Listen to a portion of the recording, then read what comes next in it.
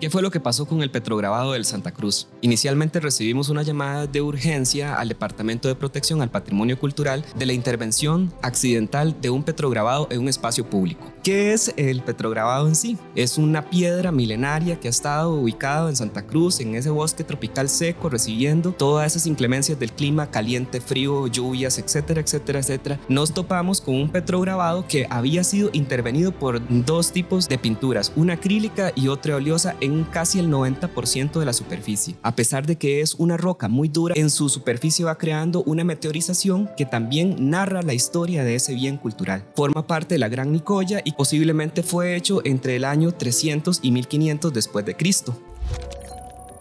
Le damos la bienvenida a Museo con Voz, el podcast oficial del Museo Nacional de Costa Rica.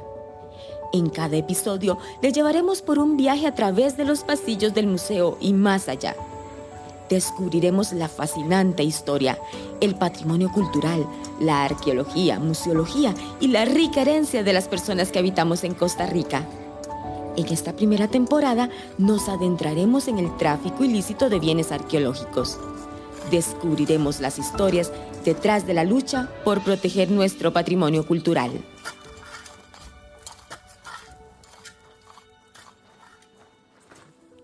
La incorrecta manipulación de bienes arqueológicos daña seriamente las piezas, su valor y destruye la información asociada que profesionales en arqueología puedan encontrar a través de la investigación. Precisamente es por la protección de estos artefactos y la información asociada a ellos que desde la promulgación de la Ley 6703 de 1921 se le otorga la custodia de este patrimonio cultural a los profesionales del Museo Nacional, donde además están resguardados en acopios de colecciones debidamente controlados, con las medidas de conservación preventiva y disponibles para ejecutar acciones de conservación cuando así se requiere.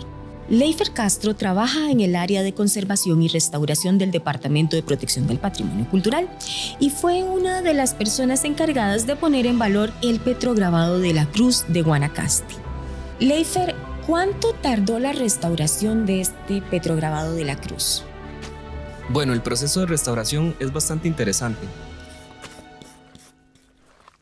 Dependiendo de cuánto uno trate de extraer el material invasivo de la superficie de la roca, así va a depender el tiempo. Como uno de los objetivos principales también era recuperar ese valor geológico de esa roca, le hicimos a las paredes adyacentes al petrograbado, se les hizo un tratamiento más profundo. Entonces el tiempo fue muy largo, más o menos unas 500 horas de solo trabajo profesional o trabajo técnico alrededor de la extracción de ese material. Se logró traer totalmente el material, o sea, quedó tal vez un 1%, una muestra mínima de la pintura. Por lo tanto, recuperamos gran parte de esa pátina. Entonces, después también hubo un proceso de dejarle algo más a la comunidad. Entonces, se hizo una réplica y eso llevó otra cantidad de horas, más también la cantidad de horas que uno lleva haciendo reportes. También se documentó a nivel microscópico, a nivel macroscópico, detalles de la superficie de la roca, detalles de la superficie del petrograbado. Y eso en sí va sumando por ahí de unos 750 horas de trabajo, tanto de profesionales como de trabajo técnico y de otros ayudantes.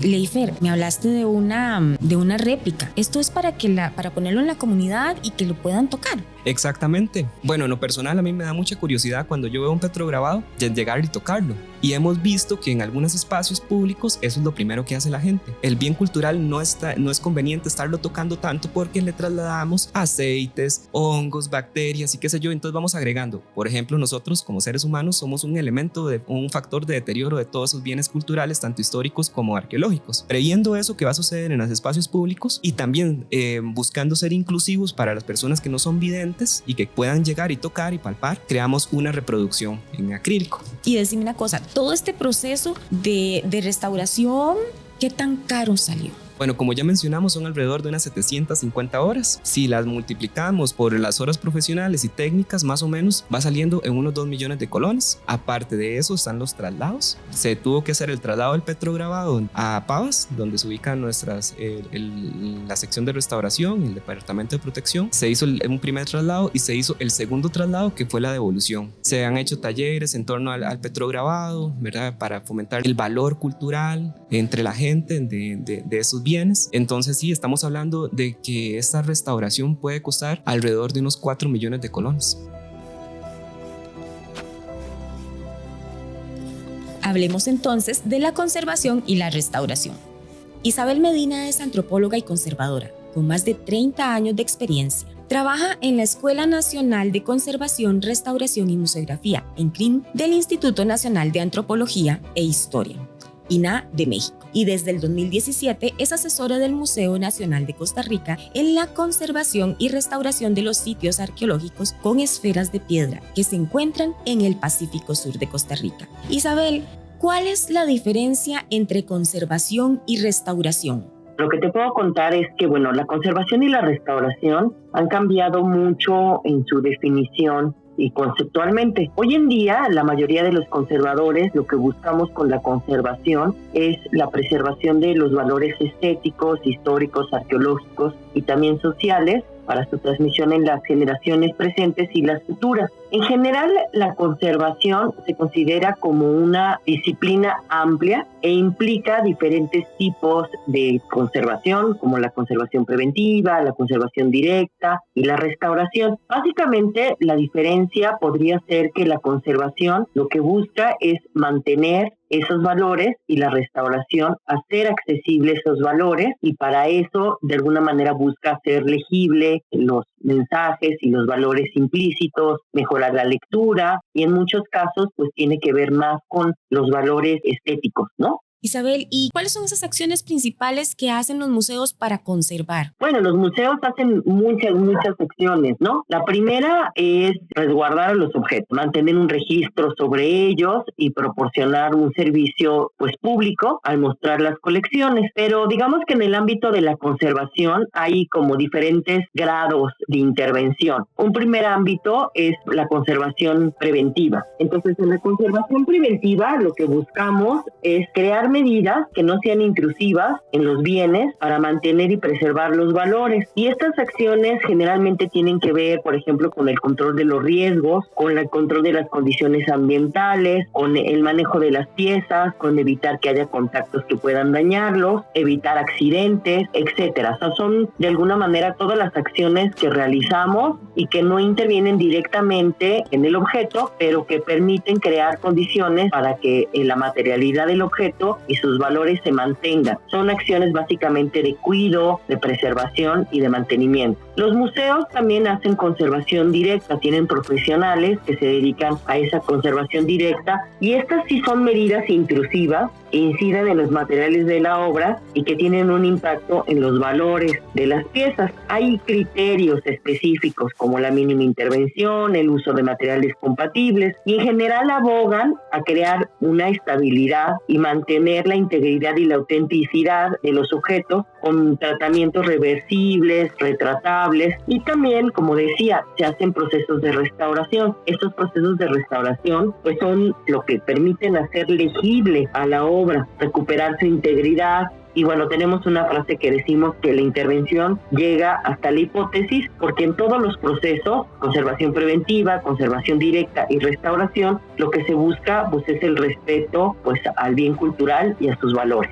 Esto quiere decir, Isabel, que el paso del tiempo se tiene que ver en ese objeto, o ustedes buscan que el paso del tiempo sea visible en el objeto. Claro, o sea, no se trata que la restauración regrese al objeto a su estado, digamos, original, sino que se mantenga auténtico en sí y se respete el paso del tiempo. Eso le llamamos muchas veces pátina, y que los objetos se muestren pues como un testimonio auténtico y creíble de su historia de vida.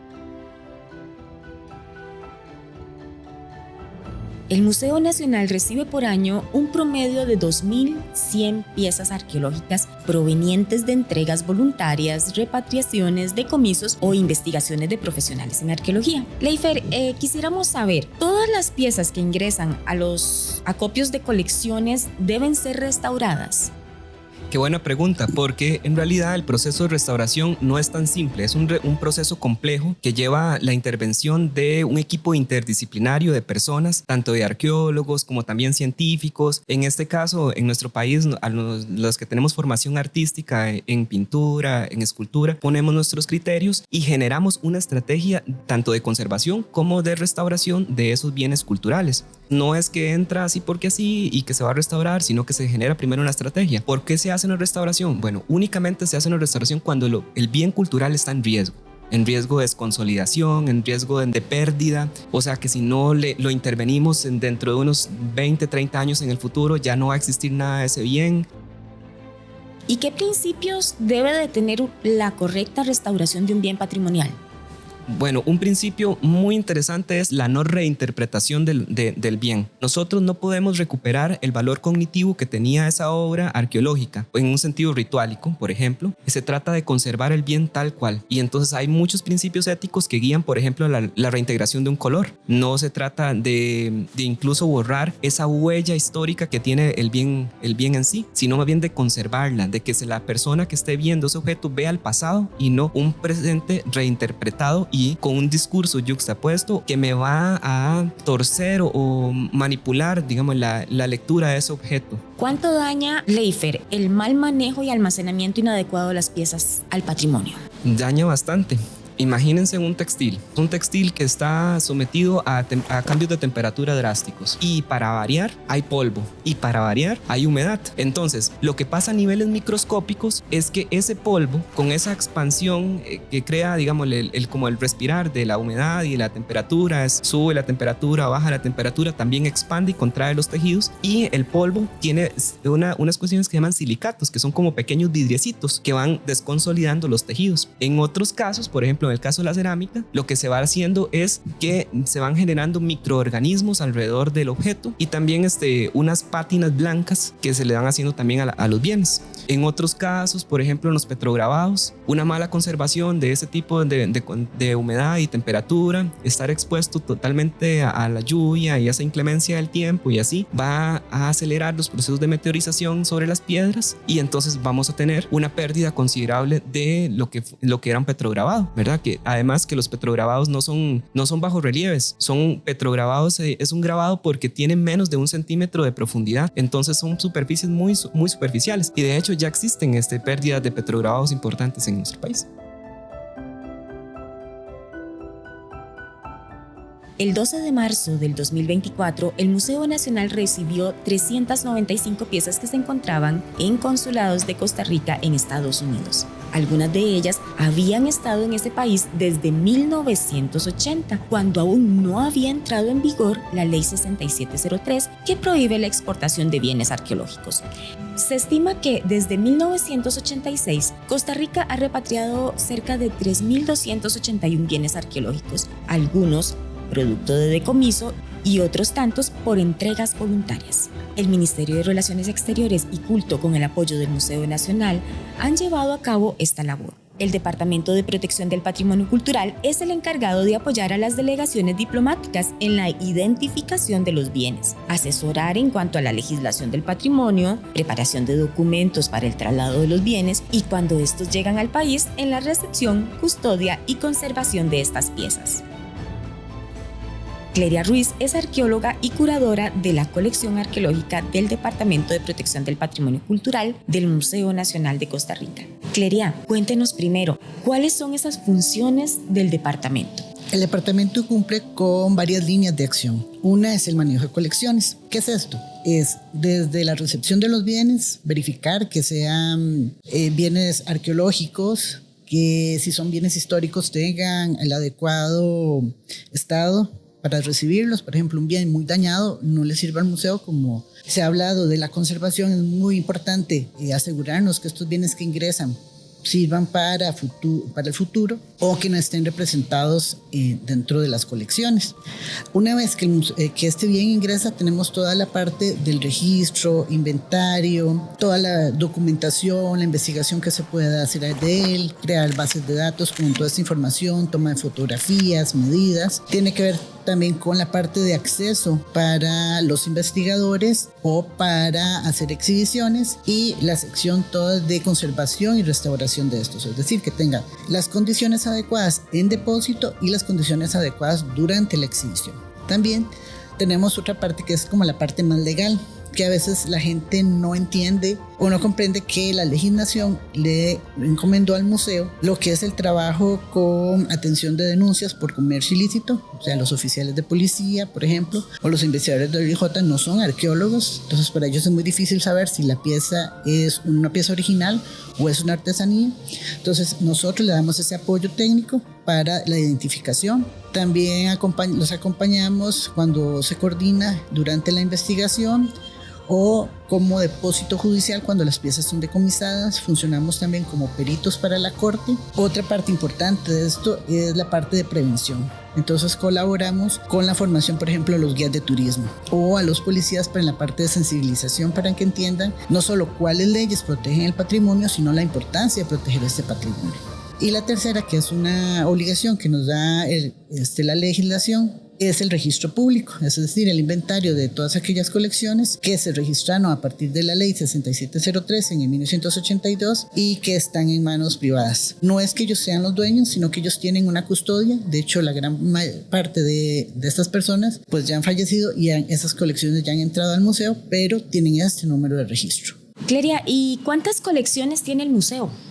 Bueno, el museo tiene muchas colecciones, entre ellas, por ejemplo, en la colección arqueológica son más de 59,000 piezas y nosotros las hemos dividido en dos grupos.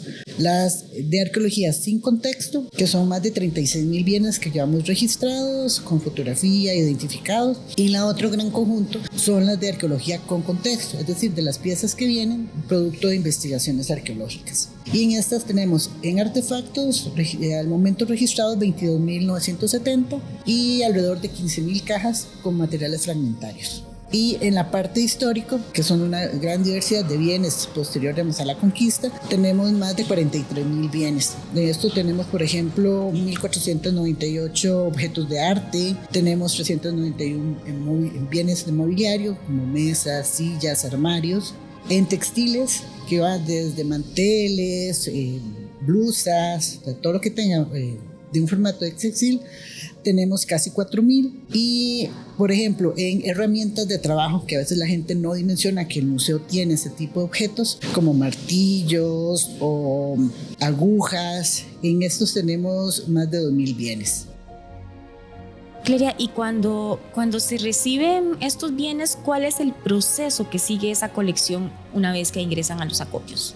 Cuando se reciben bienes, por ejemplo, una persona puede entregarte 3 vasijas, un metate y el chal de la abuelita. Eso se le va a asignar un número de entrada que va a contener, digamos, esa cantidad de bienes que vienen en conjunto con la información que haya dado la persona. Si la persona sabe, por ejemplo, de dónde venían los metates, o bueno, el chal de la abuelita nos da los datos de la abuelita y a veces hasta una fotografía donde se ve a la señora utilizándolo. Toda esa información se va a meter en un expediente. Después hay que individualizarlos. Entonces a cada uno de los bienes se le va a asignar un número. Si es de arqueología, pasa a la colección de arqueología sin contexto, y el bien histórico se le asigna un número que es el IGB, número general de bienes, para la colección histórica, y ahí, dependiendo de lo que sea, en el depósito que le corresponde. Entonces se había hablado anteriormente de que los depósitos tienen condiciones especiales, porque no es lo mismo las condiciones que necesita un textil para estar bien guardado que un objeto de metal. Entonces cada uno de estos tiene depósitos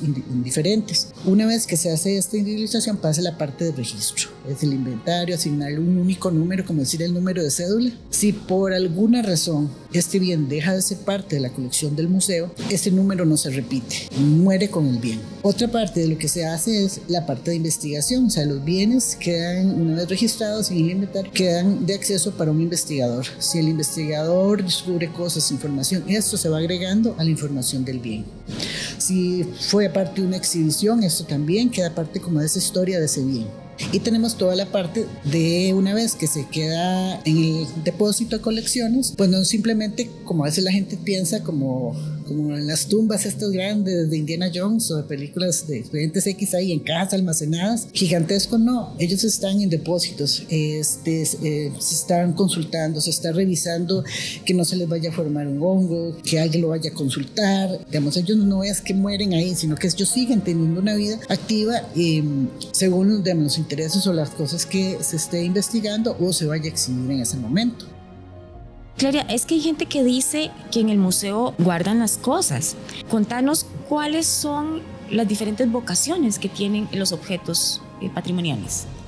Hay objetos que por su estado de fragilidad no pueden ser exhibidos. Es un papel de más de 300 años, las tintas se van diluyendo. Ese tipo de objetos no los podemos someter a una exhibición donde van a estar expuestos a la luz, donde van a tener cambios de temperatura, donde va a haber mucha gente, sudor y contaminantes, porque lo vamos a perder muy rápido. En este caso es mejor hacer una réplica y exhibir la réplica. Pero si es un investigador, que es muy importante que tenga acceso a este documento original, pues a él sí se le va a dar el acceso con todas las medidas y condiciones. Otra cosa que se hace es, por ejemplo, digitalizar el documento. Para ciertas investigaciones funciona perfectamente con un documento digitalizado y tener acceso a eso. Lo mismo pasa con cualquier otro objeto. O sea, hay objetos que son estéticamente no son tan bonitos, o sea que no serían objeto para una exhibición, pero sí son muy interesantes para una investigación. Entonces se van a quedar más para este uso. A mí me gusta mucho usar la metáfora de que un museo es como un iceberg. Entonces recordemos que un iceberg, lo que vemos si acaso es el 10% y el 90% es lo que sostiene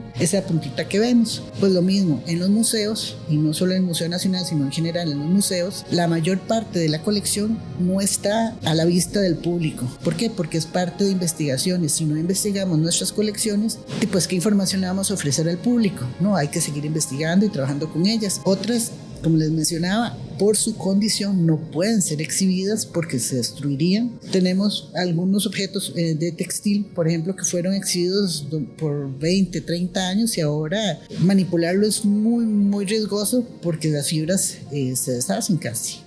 Claria, y entonces contanos cuáles son esos esfuerzos que específicamente el museo realiza para que estas colecciones las podamos conservar, tener en buen estado. Como vos decías, investigadores, futuras generaciones, exhibiciones.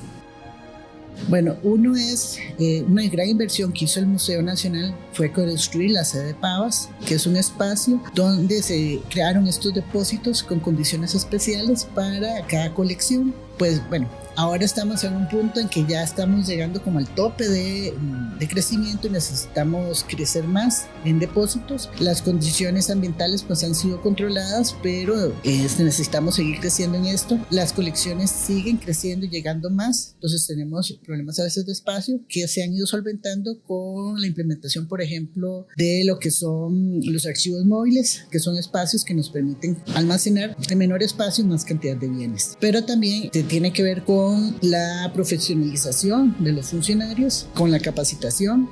Mi formación es de arqueología, pero he llevado cursos y talleres de conservación y manejo de colecciones.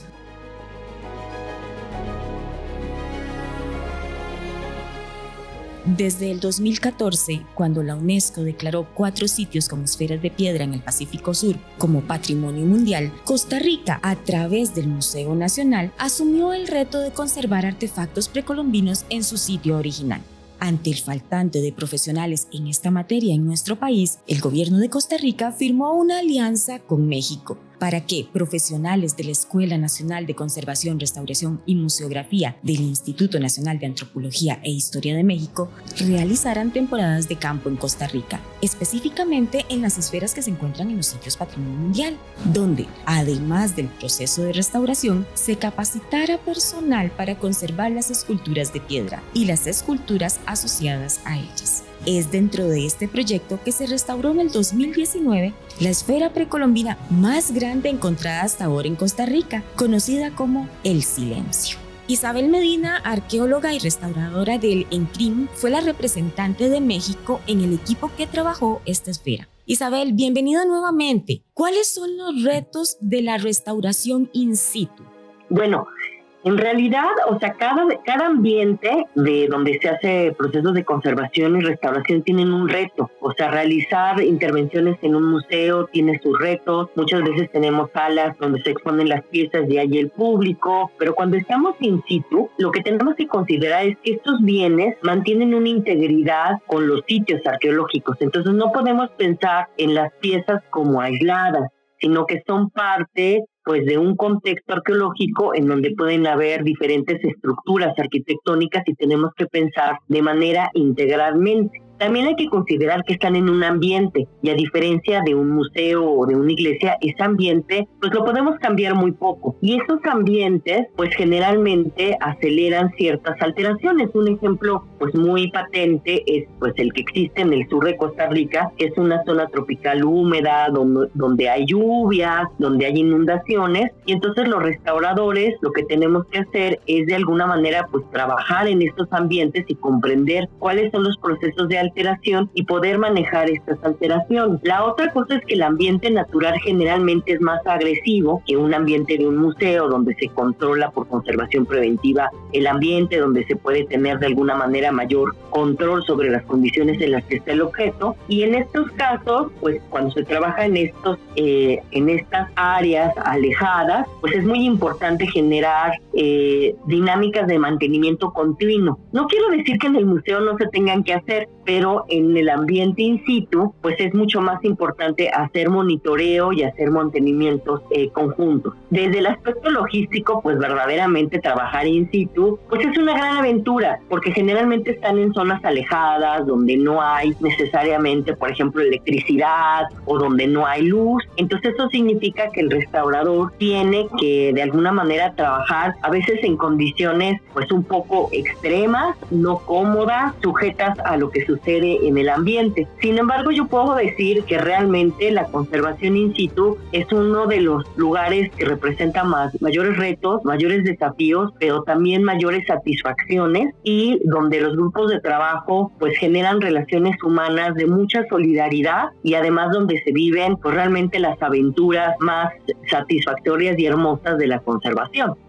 Isabel, y ya específicamente en el caso del convenio Costa Rica-México, ¿qué se ha hecho a lo largo de estos 7 años en la alianza entre estos países? Una de las cosas que siempre he dicho es que para mí ha sido un gran privilegio de vida el haber trabajado en los sitios del sur, en los asentamientos cacicales del Diquis y el haber tenido la oportunidad de intervenir esas esferas y también pues algunos elementos de los sitios. Un aspecto que yo creo que ha sido muy interesante ha sido el desarrollo de una metodología de trabajo. Es una metodología que se puede emplear pues para cualquier bien cultural, una metodología que piensa con una documentación, una valoración. En esa valoración hemos incluido a las comunidades, tanto locales como a las comunidades indígenas, el diagnóstico, el poder realizar un diagnóstico donde hemos incluido no solamente pues el expertise que puede tener un conservador a partir de observaciones directas o de mediciones que se hacen in situ, sino también es el desarrollo de estudios científicos de frontera con colaboradores tanto mexicanos como costarricenses. De ahí pues el desarrollo de una propuesta que sea aplicable a las condiciones ambientales, pero también pues a las condiciones institucionales y a las condiciones de país. La intervención en las esferas y también en el empedrado del silencio, pues yo puedo decir que es uno de los puntos más altos en mi carrera, por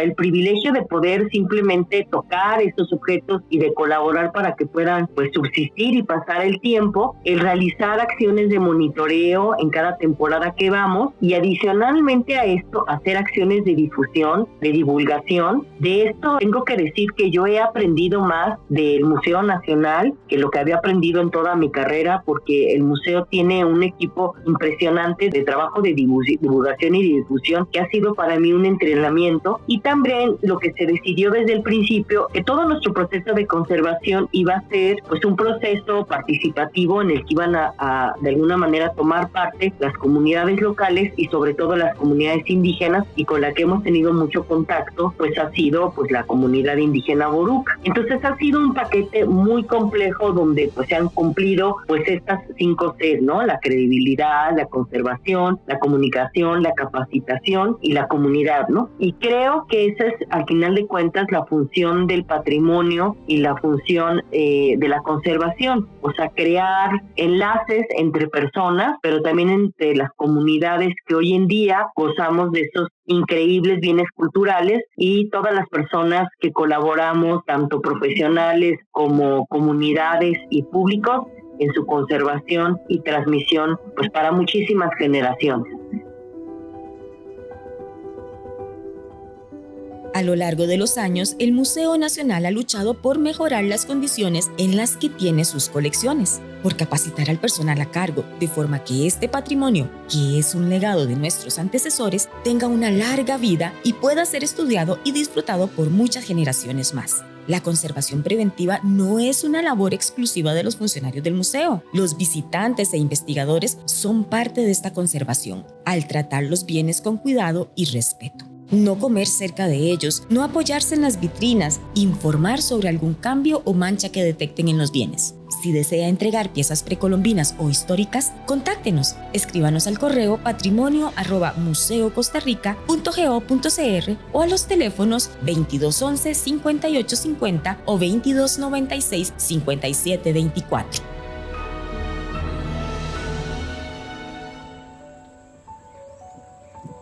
No se pierda el próximo episodio. Suscríbase ahora. Síganos en las redes sociales de YouTube, Facebook e Instagram y visítenos en nuestra página web www.museocostarrica.go.cr y comencemos este viaje con el Museo con Voz del Museo Nacional de Costa Rica.